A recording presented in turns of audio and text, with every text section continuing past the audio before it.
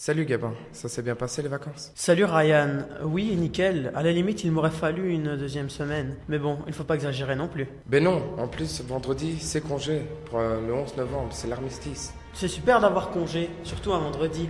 Mais au fait, c'est quoi l'armistice? C'est pas possible, tu t'en rappelles pas? On a congé chaque 11 novembre. Qu'on ait congé, oui, je m'en rappelle très bien. Mais la raison exacte, je ne sais plus trop. C'est en rapport avec la fin de la Première Guerre mondiale, exact? Bien évidemment, si nos aïeux t'entendaient, tu serais certainement secoué. Je rigole.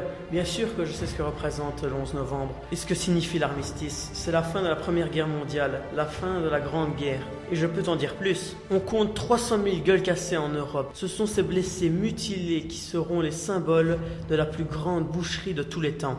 On estime à environ 1 milliard le nombre d'obus tirés par les belligérants pendant les 4 années du conflit. Tu sais Gabin, que 15% des obus n'auraient pas explosé et polluent encore aujourd'hui le sol et les eaux? C'est dingue quand même qu'en 2016, on a du mal à s'imaginer tout ce que les soldats ont vécu, toutes les atrocités qu'ils ont subies. Tu sais Ryan, le 3 août 1914, les Allemands déclarent la guerre à la France. Ce conflit deviendra mondial et fera 10 millions de morts et des millions d'invalides et de mutilés. On a donné plusieurs noms à cette guerre. La guerre des tranchées, une allusion aux 700 km de lignes de front et de tranchées creusées où les conditions de vie étaient épouvantables. On l'a surnommée aussi la der des der.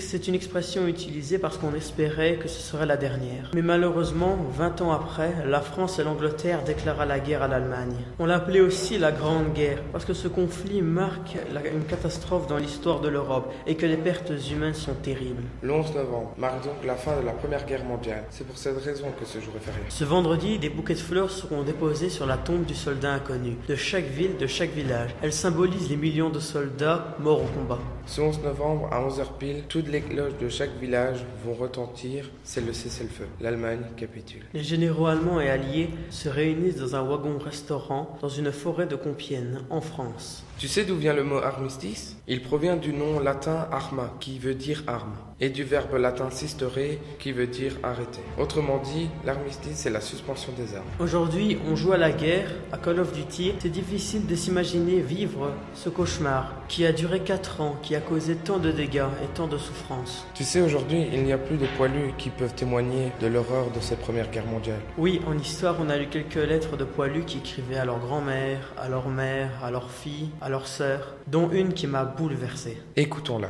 Mère, ma très chère mère, cette guerre est ignoble. Je suis souillé de terre, de sang, de cervelle. Je souffre, je suis écœuré. Je suis saoul d'horreur.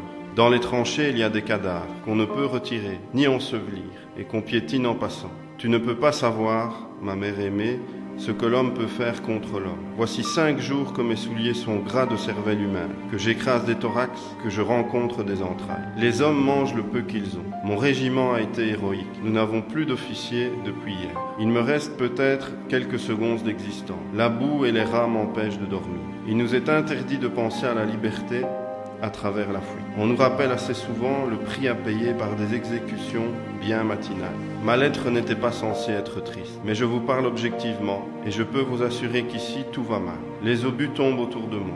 Je murmure les prières que vous m'avez apprises lorsque j'étais petit. J'espère pouvoir encore vous écrire. Du plus profond de mon cœur, je vous aime et vous embrasse. Votre fils bien-aimé, Jean, le 1er janvier 1917. Des lettres comme ça, il y en a eu des millions. N'oublions pas que tous ces hommes ont perdu la vie pour nous offrir notre liberté d'aujourd'hui. Prenons soin de notre liberté, prenons soin de nos droits, prenons soin de notre démocratie, prenons soin de notre Belgique. Moi aussi, du haut de mes 14 ans, vendredi, j'irai poser une rose aux soldats inconnus. C'est un devoir de mémoire, jamais il ne faudra oublier.